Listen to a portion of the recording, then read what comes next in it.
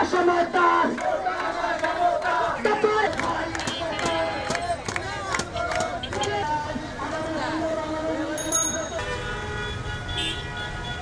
ছাত্ররা যে আন্দোলন করতেছে এটা কি আপনার কি মনে হয় যৌক্তিক না?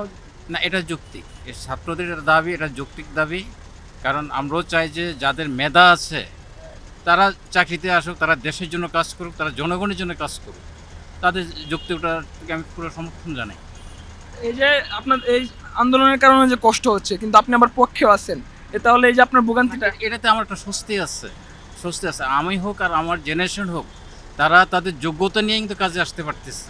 হয়তো আজকে আমি ভুগতেছি বা আমার সাথে অনেকে ভুগতেছে, আমি ভোগন থেকে ভোগ মনে করব না, এটাকে আমি সাধুবাদ জানাবো, কারণ আমি তাকে সমর্থন করছি। আচ্ছা, সরকারের এখন এটা নিয়ে কি করা উচিত আপনার মনে হয়? সরকার তো গণতান্ত্রিক সরকার না। সরকার যদি গণতান্ত্রিক হতো তো সরকার জনগণের কষ্টটা বুঝতো, কিন্তু সরকার তো জনগণের কষ্ট বুঝতেছে না। সরকার আছে তার সুবিধার জন্য, তার আমলাদের সুবিধার জন্য। তারা যেটা করতেছে তাদের আমলাদের জন্য করতেছে, কিন্তু জনগণের জন্য করতেছে